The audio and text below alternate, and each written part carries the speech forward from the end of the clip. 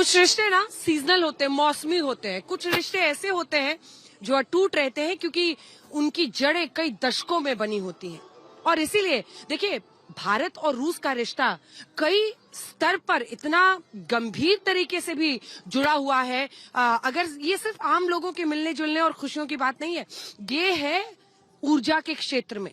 जब भारत के सामने आई कि रूस यूक्रेन युद्ध के बाद पूरे विश्व में अगर क्रूड के कीमतों को लेकर, तेल की कीमतों को लेकर एक अस्थिरता पैदा हो रही थी, तो हमने सस्ता तेल जो रूस ने हमें दिया वो हमने खरीदा। हमने अपनी आर्थिक शक्ति को, अर्थव्यवस्था को कमजोर नहीं होने दिया, ढहने नहीं दिया, क्योंकि हम रूस के साथ ऊर्जा व्यापार करते रहे, तेल खरीदते रहे। वहीं अगर आप रक्षा के क्षेत्र में देखिए, इस दोस्ती की कीमत को समझिए।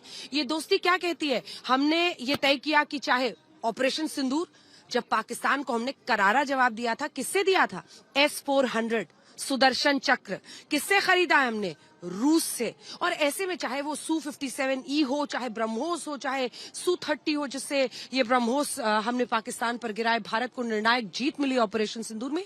ये तमाम रक्षा सौदे, हमारी रक्षा मजबूती रूस और भारत के इस रिश्ते से आती है। और इसीलिए हम कह रहे हैं कि आज आप एक अनूठा विश्लेषण देख रहे हैं भारत और रूस के रिश्तों का। इसीलिए कुर्सी की पेटी बांध लीजिए।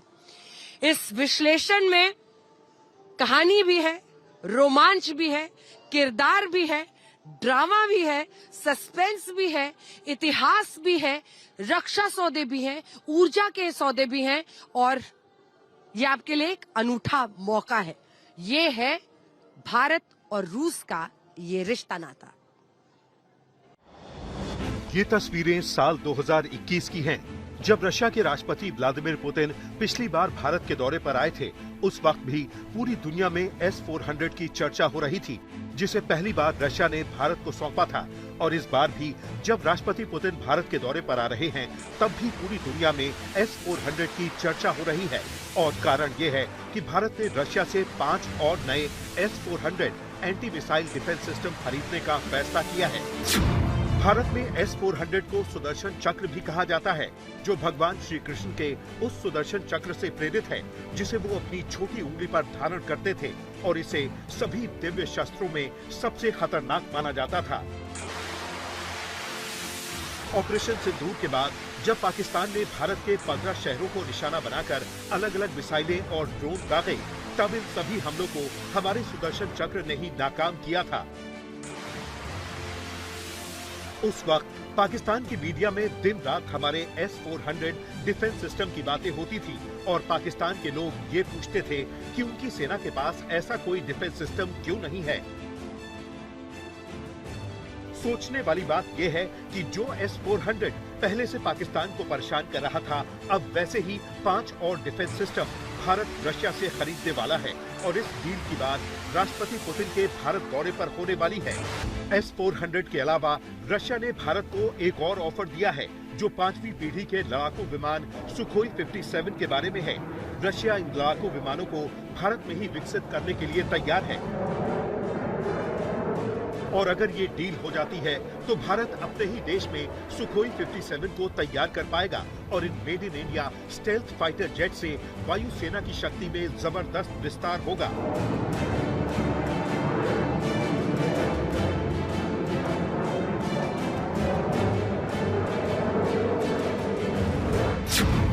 राष्ट्रपति पुतिन के भारत दौरे पर रक्षा सौदों के साथ कच्चे तेल की खरीद, भारत रशिया के बीच व्यापार और यूक्रेन युद्ध को लेकर भी चर्चा हो सकती है, जिस पर पूरी दुनिया की नजरें रहेंगी।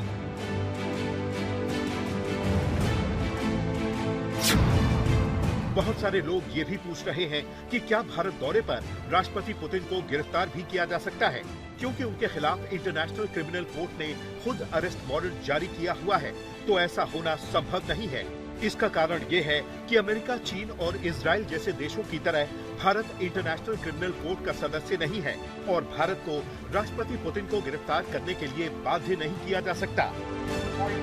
आज तक ब्यूरो। कुछ रिश्ते ऐसे होते हैं जिनका कोई मुकाबला नहीं कर सकता है, और आज जब मैं रशिया में मॉस्को के इस रेड स्क्वायर पर मौजूद हैं, तो मुझे इस बात का एहसास हो रहा है कि भारत और रूस के रिश्तों की जड़ें कहां तक हैं। जी हाँ, ये दो ऐसे देश हैं जिनके बारे में कहा जाता, अंग्रेजी की कहावत है ना, friend in need is a friend in deed. जब जब जरूरत पड़ी, जब जब बड़े बड़े इम्तिहान हुए तो दोस्ती काम आई। और इसीलिए हम कहते हैं कि दोस्ती इम्तिहान लेने वक्त काम भी आती है और दोस्ती खुद भी इम्तिहान लेती है। आप देखिए कि रूस यूक्रेन जंग के बाद, ऑपरेशन सिंदूर के बाद, इसी के साथ साथ आप देखिए कि ट्रंप ने जो हम रूस से कच्चा तेल खरीद रहे थे, जिसकी वजह से इतने जबरदस्त टैरिफ्स हम पर लगाए, इन सब के बावजूद पहली बार उसके बाद, इन 3 बड़ी घटनाओं के बाद, रूस के राष्ट्रपति व्लादिमीर पुतिन भारत के दौरे पर आ रहे हैं।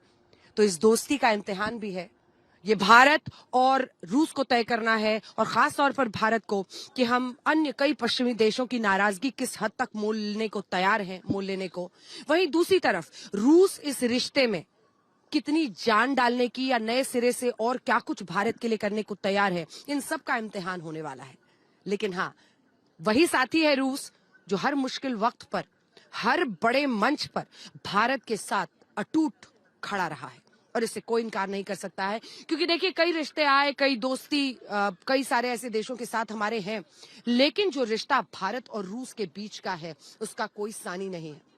आप सोचिए कि कच्चे तेल की खरीद को लेकर रूस से जो भारत पर जबरदस्त टैरिफ्स लगे, उसकी वजह से एक दबाव बनाने की कोशिश जरूर थी, एक आर्म ट्विस्टिंग की कोशिश हो रही थी। वहीं दूसरी तरफ रूस को रूस यूक्रेन युद्ध के बाद लगातार पश्चिमी देशों के सैंक्शंस का सामना करना पड़ रहा है। लेकिन इसके बावजूद अगर आज भी रूस और भारत ये जानते हैं कि ये रिश्ता अडिग है, ये रिश्ता आगे बढ़ना चाहिए, तो उसी भरोसे का ये आधार बनकर आगे ये रिश्ता जा रहा है। आइए आपको अपनी इस रिपोर्ट के जरिए ये समझाने की कोशिश करते हैं कि क्यों कुछ ऐसी भी दोस्तियां दुनिया में होती हैं दो देशों के बीच में, जिनकी कीमत, जिनकी अहमियत, जिनमें भरोसा, जिसकी ताकत कोई आंक ही नहीं सकता है। उनमें से एक है भारत और रूस का रिश्ता। राष्ट्रपति डोनाल्ड ट्रंप से एक बहुत बड़ी चूक हो गई।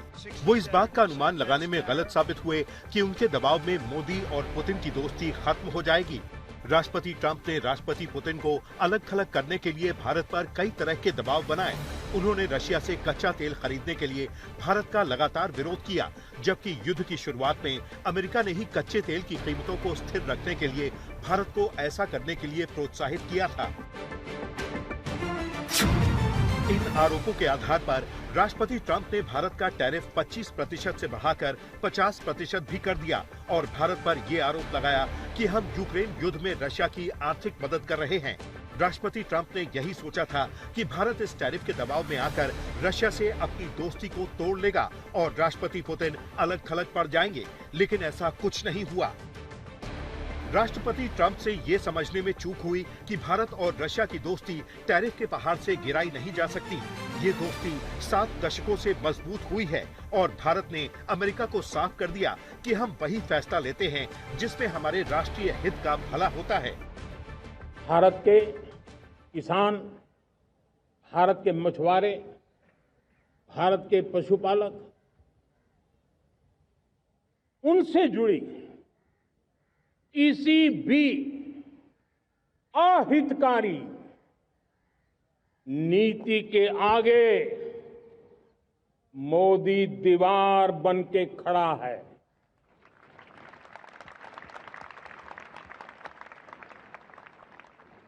भारत अपने किसानों, अपने पशुपालकों, अपने मछुआरों के संबंध में कभी भी कोई समझौता नहीं स्वीकार करेगा। राष्ट्रपति ट्रंप इस दावे के साथ सत्ता में आए थे कि वो रशिया और यूक्रेन का युद्ध समाप्त करा देंगे, लेकिन अब तक वो ऐसा करने में नाकाम रहे हैं। इसके अलावा अमेरिका ने पश्चिमी देशों पर दबाव बनाकर रशिया पर जो प्रतिबंध लगवाए, उनका भी ज्यादा व्यापक असर नहीं है। यूक्रेन युद्ध के बाद से रशिया पर 26,000 से ज्यादा प्रतिबंध लगाए जा चुके हैं, जिनमें करीब 6,500 प्रतिबंध अकेले अमेरिका ने लगाए हैं। लेकिन इसके बावजूद रशिया की अर्थव्यवस्था आज 188 लाख करोड़ रुपए की हो चुकी है, जो युद्ध से पहले 150 लाख करोड़ रुपए की थी। रशिया के जीडीपी ग्रोथ रेट में भी ज्यादा फर्क नहीं आया है और ये अब भी अमेरिका के जीडीपी ग्रोथ रेट से ज्यादा है। 2024-25 में अमेरिका का जीडीपी ग्रोथ रेट 1.4% था, जबकि रशिया का जीडीपी ग्रोथ रेट 1.5% था। रशिया की ये स्थिति तब है जब उसने यूक्रेन युद्ध पर पानी की तरह पैसा बहाया है। यूक्रेन की सरकार का दावा है कि रशिया 2022 से अब तक इस युद्ध पर 88 लाख करोड़ रुपए खर्च कर चुका है, जबकि रशिया का कहना है कि उसने इस युद्ध पर 26.5 लाख करोड़ रुपए खर्च किए हैं। और इस खर्च और पश्चिमी देशों के हजारों प्रतिबंध के बाद भी रशिया की आर्थिक हालत उतनी खराब नहीं हुई जितना की अनुमान लगाया जा रहा था। सबसे बड़ी बात यह है कि ना तो राष्ट्रपति पुतिन किसी दबाव में आए और न ही प्रधानमंत्री मोदी ने किसी दबाव को भारत पर हावी होने दिया और मुश्किल वक्त में भी भारत और रशिया की दोस्ती कमजोर पड़ने के बजाय मजबूत बनकर उभरी। ये वो वक्त था जब रूस और यूक्रेन का युद्ध छिड़ चुका था। आप सोचिए कि कूटनीतिक रूप से बहिष्कार, आर्थिक रूप से घेराबंदी, नैतिक रूप से चारों तरफ से तिरस्कार, इन सब का रूस सामना कर रहा था। और ऐसे घड़ी पर भारत ने यह तय किया कि हम रूस को लेकर सख्त रुख नहीं अपनाएंगे। हम ये तय करेंगे कि भारत के हित में क्या है। अगर हमें रक्षा सौदे करने हैं, अगर हमें तेल के सौदे करने हैं, तो हम वो करेंगे, क्योंकि वो भारत के हित में है। और यही रूस के साथ ऐसे वक्त पर हमारा खड़ा रहना इस तरह से काम आया है कि रिश्ते में एक मजबूती आई। आप सोचिए कि अमेरिका ने तो 50% टैरिफ लगा दिया कि आप जो तेल रूस से खरीद रहे हैं उसकी वजह से यूक्रेन पर ये युद्ध रूस कर रहा है और यूक्रेन को तबाह कर रहा है। इन तमाम आरोपों को झेला, टैरिफ में इजाफा हुआ, लेकिन बावजूद इसके हम रूस के साथ अडिग खड़े रहे। और यही बताता है कि भारत अपने कूटनीतिक फैसले किसी के दबाव में नहीं लेता है, लेकिन हाँ, अगर कोई देश हमारे साथ खड़ा रहता है तो मुश्किल घड़ी में हम भी उसके साथ, मॉरल लेक्चर कोई कितना भी दे, खड़ा रहना जानते हैं। 125 करोड़ भारतीयों को अगर कोई पूछेगा कि हिंदुस्तान का सबसे अच्छा मित्र कौन है, तो हर हिंदुस्तानी बच्चा बोलता है कि रशिया हमारा सबसे अच्छा दोस्त है। और हर संकट की घड़ी में कोई एक देश विदाउट एनी रिजर्वेशन अगर भारत के साथ बना रहा तो रशिया। प्रधानमंत्री मोदी और राष्ट्रपति पुतिन की दोस्ती की सबसे अच्छी बात यह है कि ये दोस्ती काफी सहज दिखाई देती है। आप साल 2015 का ये वीडियो देखिए, जब राष्ट्रपति पुतिन ने कहा था कि वो प्रधानमंत्री मोदी की तरह योगा का अभ्यास करके देखेंगे। ऐसे बहुत कम नेता हैं जिनसे मुलाकात करते हुए राष्ट्रपति पुतिन उन्हें गर्मजोशी से गले लगाते हैं, लेकिन प्रधानमंत्री मोदी के साथ उनका एक अलग बॉन्ड दिखाई देता है। और ये दोस्ती क्यों मानी जाती है और इसकी केमिस्ट्री को लेकर इतनी चर्चा क्यों होती है, उसे आप इन तस्वीरों से भी समझ पाएंगे। प्रधानमंत्री मोदी की सबसे अच्छी बात यह है कि वो राष्ट्रपति पुतिन से अपनी साल 2001 की मुलाकात को कभी नहीं भूलते। उस दौर में नरेंद्र मोदी गुजरात के नए नए मुख्यमंत्री बने थे और रशिया के दौरे पर उन्होंने राष्ट्रपति पुतिन से मुलाकात की थी और वो उनके पीछे खड़े थे। और आज आप समय का चक्र देखिए कि इन दोनों नेताओं की दोस्ती पूरी दुनिया में हेडलाइन बनी हुई है और भारत को राष्ट्रपति पुतिन के दौरे का बेसब्री से इंतजार है। आज तक ब्यूरो।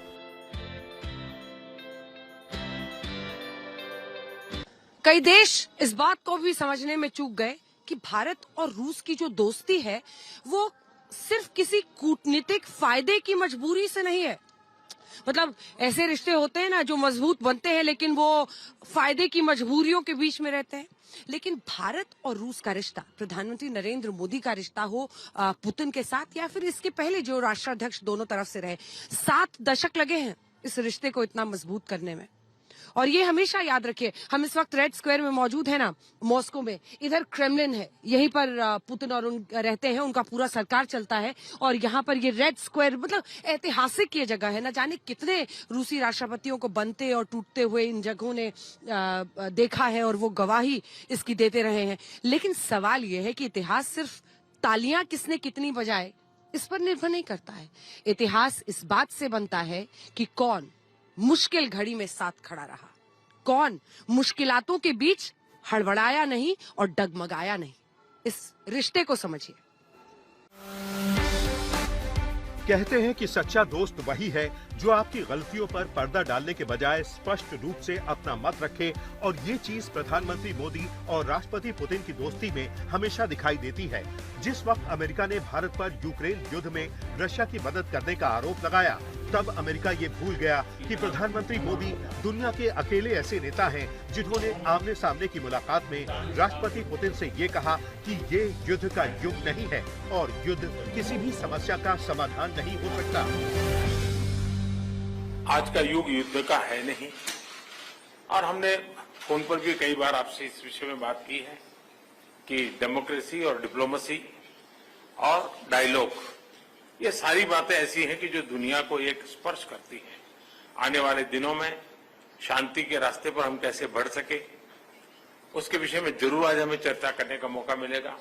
आपका व्यू पॉइंट समझने का मुझे भी एक अवसर मिलेगा।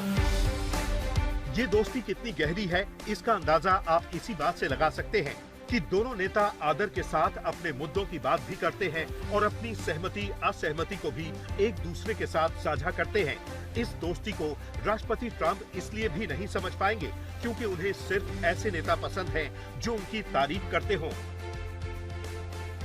बड़ी बात यह है कि राष्ट्रपति पुतिन ने प्रधानमंत्री मोदी को रशिया का सर्वोच्च नागरिक सम्मान भी दिया है, जिसे आधिकारिक भाषा में order of Saint Andrew the Apostle award भी कहा जाता है।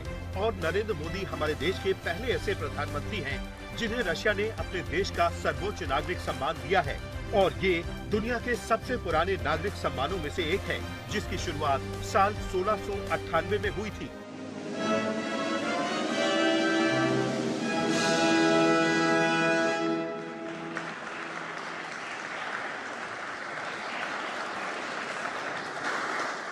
प्रधानमंत्री नरेंद्र मोदी की विदेश नीति का मूल मंत्र यही है।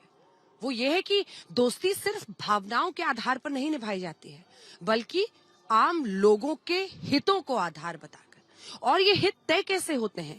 ये एक देश के आत्मसम्मान से तय होते हैं। और उसी आत्मसम्मान की जब बात आती है तो भारत अपने आत्मसम्मान के साथ किसी के हाथ समेटने से दब नहीं रहा है, और वैसे ही रूस भी अडिग खड़ा है। अगर आप देखिए तो व्लादिमीर पुतिन रूसी राष्ट्रपति के लिए भारत क्या है? भारत एक ऐसा दोस्त है जो तमाम चुनौतियों के बीच भी साथ खड़ा रहा, जो उस खेमे में नहीं गया, जो रूस को लेकर लगातार विरोधी रहे। और यही बात तय करती है कि दोनों देशों का रिश्ता कैसे आगे बढ़ा है। ये रिश्ता किसी तीसरे देश को मजबूत या कमजोर करने के लिए नहीं है। जैसा मैंने आपको कहा, ये अपने हित के लिए है, ये अपने आत्मसम्मान के लिए है, ये उस पुराने नाते के लिए है जिसके आधार पर दशकों से बनी ये दोस्ती की नींव आज भी उसी मजबूती के साथ खड़ी है। और हमेशा याद रखिए कि अगर वो मजबूत नींव इतिहास में है भारत रूस के रिश्तों की, तो जो मौजूदा नेतृत्व है दोनों देशों का, चाहे वो व्लादिमीर पुतिन हो या प्रधानमंत्री नरेंद्र मोदी, दोनों की दोस्ती, दोनों का तालमेल भी इसमें बहुत बड़ा है। दूसरे विश्व युद्ध के बाद दुनिया के लगभग हर देश पर दबाव था कि वो अमेरिका और सोवियत संघ में से किसी एक को चुने। जब विभाजन के बाद पाकिस्तान अमेरिका के खेमे में गया, तब सबको यही लग रहा था कि भारत भी सोवियत संघ को समर्थन दे सकता है, लेकिन भारत ने ऐसा नहीं किया। भारत ने गुटनिरपेक्ष रहकर नॉन अलाइंड मूवमेंट का समर्थन किया, जिससे सोवियत संघ के नेता जोसेफ स्टालिन नाराज हो गए। साल 1953 में जब स्टालिन की मृत्यु हुई, तब तक भारत और सोवियत संघ के रिश्ते बिल्कुल भी वैसे नहीं थे जैसे आज हैं। उस दौर में सोवियत संघ ने भारत से दूरी बनाकर रखी थी, लेकिन स्टालिन की मृत्यु के बाद इन रिश्तों का एक नया अध्याय शुरू हुआ। शीत युद्ध के वक्त रक्षा क्षेत्र से लेकर कश्मीर जैसे मुद्दों पर सोवियत संघ ने बार बार उम्मीद से बढ़कर भारत का साथ दिया। जून 1955 में जब तत्कालीन प्रधानमंत्री पंडित जवाहरलाल नेहरू सोवियत संघ के दौरे पर गए, तब भारत के इंडस्ट्री सेक्टर में एक क्रांति आई, और इस क्रांति में सोवियत संघ का बड़ा योगदान था।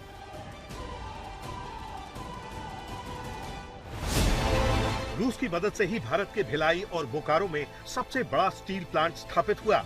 इसके बाद फरवरी 1957 में संयुक्त राष्ट्र कश्मीर के मुद्दे पर दखल देना चाहता था, जिसके खिलाफ सोवियत संघ ने वीटो का इस्तेमाल करके भारत की मदद की थी। कुल 6 बार सोवियत संघ और रशिया ने भारत के समर्थन में वीटो का इस्तेमाल किया है। 1960 के दशक में जब भारत में BHEL, oil and natural gas corporation और हिंदुस्तान एरोनॉटिक्स लिमिटेड जैसी कंपनियों की स्थापना हुई, तब इसमें भी सोवियत संघ ने भारत की काफी मदद की। इस वक्त तक भारत को भरोसा हो चुका था कि सोवियत संघ हमारा सच्चा सहयोगी हो सकता है और इसे सोवियत संघ ने साल 1965 और 1971 के युद्ध में साबित करके भी दिखाया। इनमें भी 1971 के युद्ध में सोवियत संघ के जहाजों ने अमेरिका और ब्रिटेन के जहाजों की घेराबंदी करके भारत की युद्ध में मदद की थी और भारत जिन हथियारों से इन युद्धों में पाकिस्तान पर हावी साबित हुआ था, वो हथियार भी हमने सोवियत संघ से खरीदे थे। जो मिग सीरीज के लड़ाकू विमान कई सालों तक भारतीय वायुसेना की ताकत बने, वो विमान भारत ने रशिया से ही खरीदे थे। इसके अलावा भारत के अंतरिक्ष अभियान में भी सोवियत संघ ने बड़ी भूमिका निभाई। साल 1975 में जब भारत ने अपना पहला सैटेलाइट आर्यभट्ट लॉन्च किया, तब सोवियत संघ ने ही हमारी मदद की थी और इस सैटेलाइट को रूस में उसके लॉन्च व्हीकल से अंतरिक्ष में भेजा गया था और ये लिस्ट बहुत लंबी है। 1998 में जब भारत ने पोखरण में परमाणु परीक्षण किया, तब पश्चिमी देशों के प्रतिबंधों के खिलाफ हमें रशिया से ही समर्थन मिला था और 1999 के कारगिल युद्ध में भी रशिया भारत के साथ खड़ा रहा था। और आज जब रशिया यूक्रेन में युद्ध लड़ रहा है, तब भारत ने भी पश्चिमी देशों के दबाव के बावजूद रशिया से अपने रिश्तों को बरकरार रखा है और हम चीन के बाद रशिया से सबसे ज्यादा कच्चा तेल खरीद रहे हैं। बड़ी बात यह है कि आज जब भारत रक्षा क्षेत्र में आत्मनिर्भर बनना चाहता है और हम मेड इन इंडिया हथियार बनाना चाहते हैं, तब रशिया ही हमारे सबसे ज्यादा काम आ रहा है। ब्रह्मोस मिसाइल को भारत और रशिया ने मिलकर ही विकसित किया है, जबकि नई राइफल्स और दूसरे हथियारों के उत्पादन में भी रशिया भारत की मदद कर रहा है। कहते हैं एक साल में 50 दोस्त बनाना बहुत मुश्किल काम नहीं है, लेकिन 5 दशकों में एक दोस्त को कायम रखना, यानी 50 सालों से एक दोस्त को हमेशा अपना दोस्त बनाकर रहना, ये मुश्किल बात जरूर है।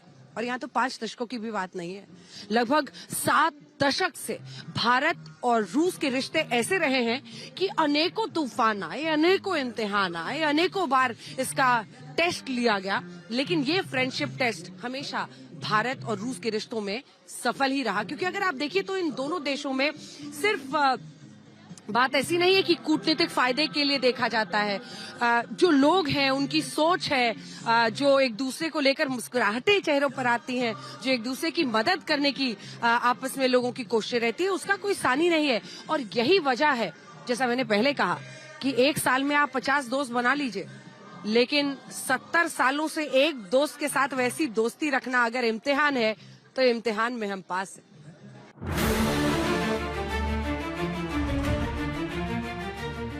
आज राष्ट्रपति पुतिन जिस मुकाम पर हैं, वहां पहुंचना उनके लिए आसान नहीं है।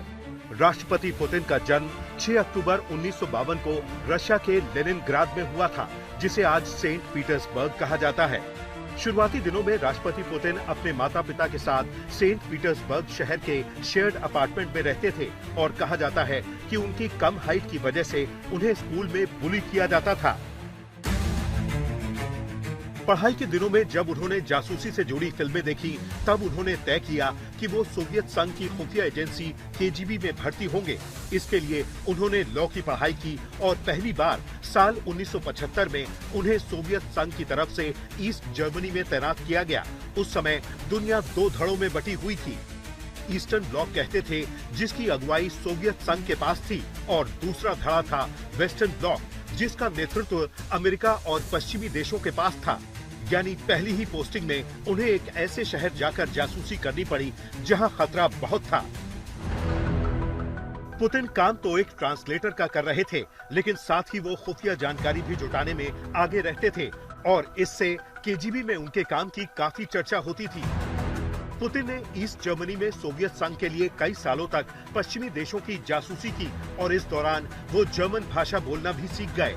पुतिन अपने इंटरव्यू में कई बार कह चुके हैं कि वो सबके सामने अंग्रेजी में बात करने में असहज महसूस करते हैं, लेकिन जर्मन भाषा बोलने में वो माहिर हैं।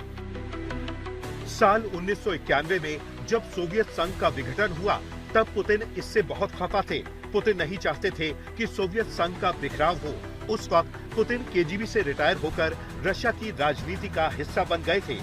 उन्हें रशिया के एक शहर के मेयर का डिप्टी बनाया गया था। ये भी कहा जाता है कि सोवियत संघ के विघटन के बाद पुतिन की मुलाकात तत्कालीन राष्ट्रपति बोरिस येल्सिन के दामाद से हुई थी और वो पुतिन की कार्यशैली से इतने खुश थे कि वो उन्हें मॉस्को लेकर आए और इसके बाद मॉस्को में पुतिन का कद धीरे धीरे बढ़ता गया। ये वो दौर था जब बोरिस येल्सिन की लोकप्रियता तेजी से कम हो रही थी और इसके दो कारण थे। बोरिस येल्सिन के कार्यकाल में रशिया का आर्थिक संकट बढ़ रहा था और रशिया में बेरोजगारी और गरीबी चरम पर थी। दूसरा कारण ये था कि बोरिस येल्सिन को शराब पीने की लत थी। अब लोग चाहते थे कि रशिया में कोई नया नेता आए और यहीं से पुतिन की कहानी शुरू हुई। चेचनिया ने सोवियत संघ के विघटन के बाद खुद को एक आजाद मुल्क घोषित कर दिया था, लेकिन इसके बाद चेचनिया ने रशिया को अपना निशाना बनाना शुरू कर दिया। चेचनिया के लड़ाकों ने 1999 में मॉस्को में सीरियल बम धमाके किए, जिनमें 300 से ज्यादा लोग मारे गए। अब यहाँ पुतिन को ये काम सौंपा गया कि वो चेचनिया के लड़ाकों का सफाया करें। पुतिन ने कहा कि चेचनिया का एक भी लड़ाका जिंदा नहीं बचेगा। उन्होंने चेचनिया में अपनी सेना भेजी। सभी जवानों के शरीर पर कैमरे लगाए गए ताकि चेचनिया के लड़ाकों का खात्मा कैमरे पर दिखाई दे और रशिया की जनता ये देखे कि जो मॉस्को पर उंगली उठाएगा उसका हश्र ऐसा होगा। जब पुतिन ने इतनी बहादुरी से चेचनिया के लड़ाकों को खत्म किया तो रशिया की जनता उनके पक्ष में झुक गई और इसी के बाद वो राष्ट्रपति बने और आज तक रशिया का नियंत्रण उन्हीं के पास है। बड़ी बात यह है कि 21वीं सदी की शुरुआत से पहले 31 दिसंबर 1999 को पुतिन रशिया के कार्यवाहक राष्ट्रपति बने थे, जबकि नरेंद्र मोदी भी इसके कुछ समय बाद साल 2001 में गुजरात के पहली बार मुख्यमंत्री चुने गए थे और उनकी कहानी भी संघर्षों से भरी हुई थी। आज तक ब्यूरो। रशिया के राष्ट्रपति पुतिन का अंदाज दुनिया के तमाम नेताओं से जरा हटके है। वो नेता के साथ एक स्टाइल आइकॉन के साथ स्पोर्ट्स और एडवेंचर को पसंद करने वाले व्यक्ति के अंदाज में नजर आते हैं। व्लादिमीर पुतिन जूडो के काफी ज्यादा शौकीन हैं। कहा जाता है कि जहां इनका जन्म हुआ वहां लड़कों में आपस में मारपीट आम बात थी।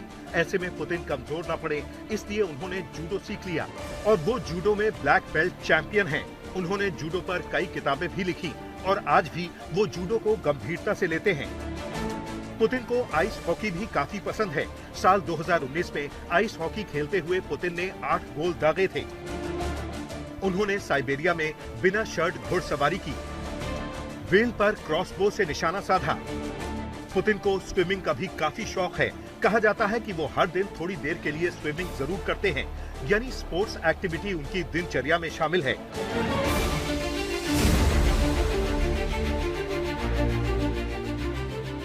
अगर बात प्रधानमंत्री मोदी की करें तो उनका अंदाज भी जरा हटके है। चाहे सैनिकों के साथ दिवाली मनाना हो या टैंक की सवारी करना, जिम कॉर्बेट में बेयर ग्रिल्स के साथ एडवेंचर करना हो या कूनो सफारी करना हो, उन्होंने दुनिया में योग की ब्रांडिंग की, युवाओं को फिटनेस चैलेंज दिए। पीएम मोदी एक बार मैन वर्सेस वाइल्ड के स्पेशल एपिसोड में बेयर ग्रिल्स के साथ एडवेंचर करते नजर आए थे। जिस पार्क में इस एपिसोड की शूटिंग हुई थी वहाँ 250 बाघ रहते हैं। उन्होंने 75 साल बाद देश में चीतों की वापसी कराई, जब कूनो नेशनल पार्क में दक्षिण अफ्रीका के नामीबिया से चीते भारत लाए गए। इस दौरान पीएम मोदी का सफारी लुक देखकर हर कोई हैरान रह गया।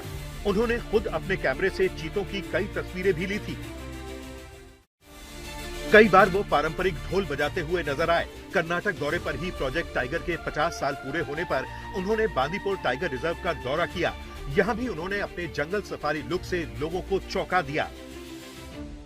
एक बार उन्होंने made in India tank Arjun mark 1A की सवारी की, जिसमें वो आर्मी लुक में थे।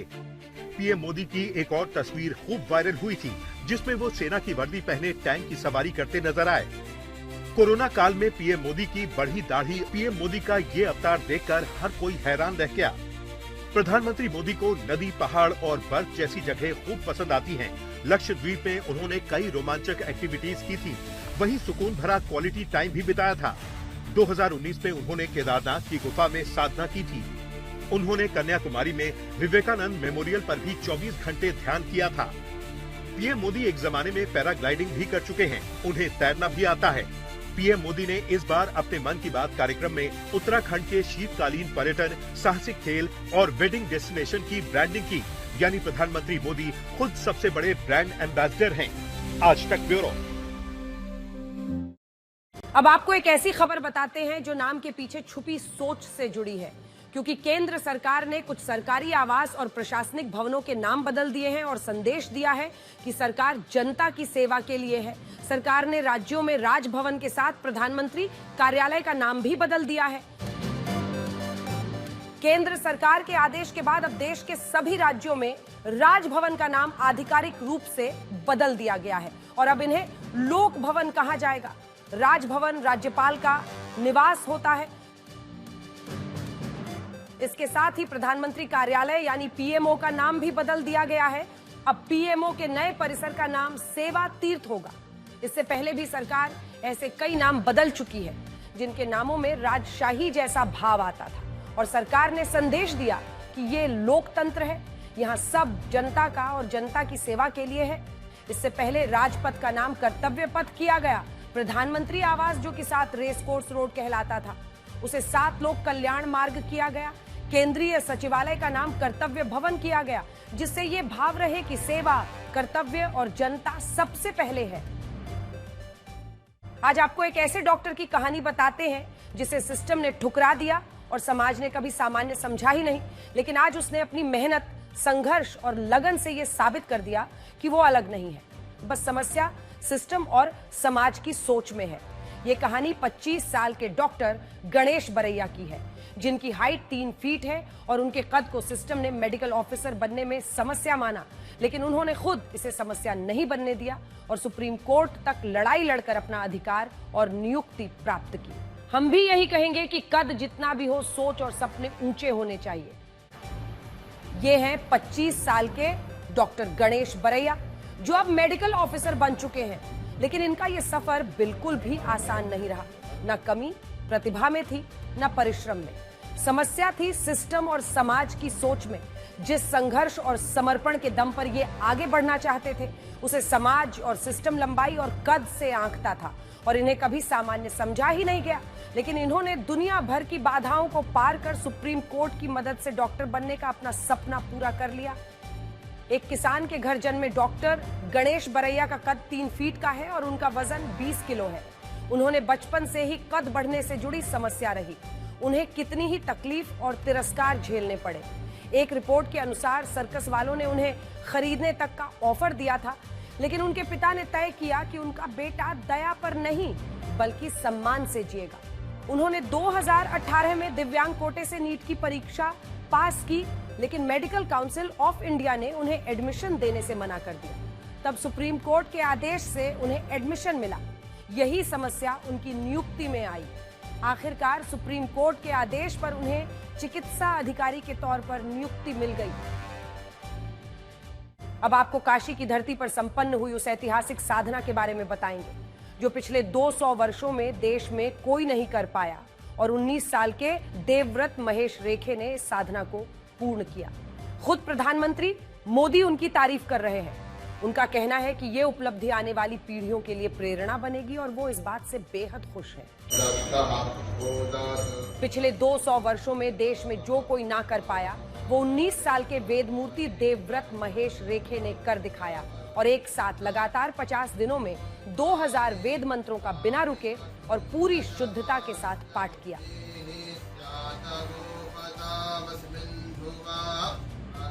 महाराष्ट्र के देवव्रत महेश रेखे ने काशी में दंडक्रम पारायण किया।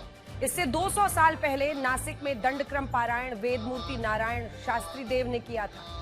कम उम्र में इतने कठिन मंत्रों का दंडक्रम पारायण बेहद मुश्किल होता है। माना जाता है कि कोई प्रखर बुद्धि और तेजस्वी व्यक्ति ही ऐसा कर सकता है। देवव्रत महेश रेखे की इस ऐतिहासिक उपलब्धि से तमाम धर्मगुरु अभिभूत हैं और उन्हें आशीर्वाद दे रहे हैं। प्रधानमंत्री नरेंद्र मोदी ने कहा कि इस उपलब्धि से वो भी बहुत खुश हैं। उन्होंने ये भी कहा कि काशी के सांसद के रूप में भी उन्हें इस बात का गर्व है कि ये पवित्र साधना काशी की धरती पर संपन्न हुई और ये आने वाली पीढ़ियों के लिए प्रेरणा बनेगी। 2000 मंत्र शामिल हैं। इसमें कई वैदिक। बरेली में अवैध निर्माण पर प्रशासन का एक्शन जारी है। बरेली के सूफी टोला में एक बारात घर पर बुलडोजर चला। ये बारात घर समाजवादी पार्टी से जुड़े सरफराज वली खां का है। वो आजम खान के करीबी बताए जाते हैं।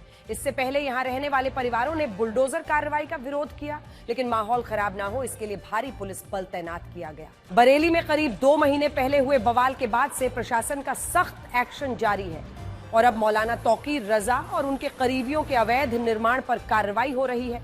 ऐसे लोगों को पहले नोटिस दिया जा रहा है और फिर बुलडोजर एक्शन हो रहा है। इस बार मौलाना तौकीर रजा के करीबी आरिफ खान के 3 बारात घर बरेली विकास प्राधिकरण ने सील कर दिए और 2 प्रतिष्ठानों को बुलडोजर से ध्वस्त कर दिया। इसके बाद प्रशासन के निशाने पर सूफी टोला के 2 बारात घर आ गए, जिनमें एक समाजवादी पार्टी के नेता आजम खान के करीबी सरफराज वाली खान का है। दूसरा बारात घर राशिद खान और नसीम का बताया जा रहा है।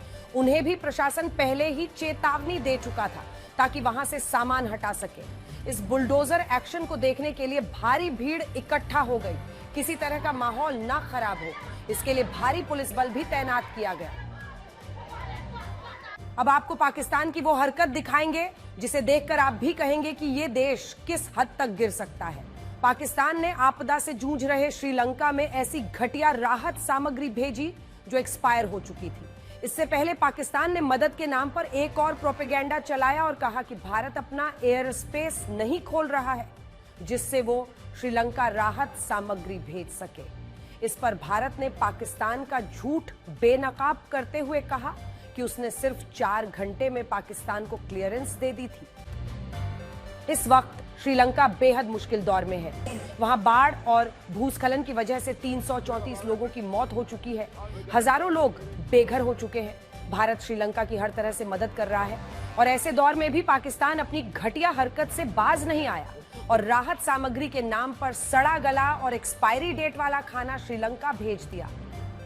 पाकिस्तान ने शेखी बघारने के लिए राहत सामग्री की तस्वीरें भी सोशल मीडिया पर पोस्ट कर दी और लिखा कि पाकिस्तान हमेशा श्रीलंका के साथ खड़ा है। लेकिन जब इनको ध्यान से देखा तो पता चला कि यह सामान 2024 में एक्सपायर हो चुका था। पोल खुलने के बाद पाकिस्तान ने यह पोस्ट डिलीट कर दी। पाकिस्तान ने तुर्की के साथ भी ऐसी हरकत की थी जब तुर्की के भूकंप में मदद के नाम पर वही सामान भेज दिया जो खुद तुर्की ने पाकिस्तान भेजा था। सोचिए, जिस पाकिस्तान में अपने लोगों के लिए आटा दाल की व्यवस्था नहीं हो, वो दूसरों की क्या ही मदद करेगा।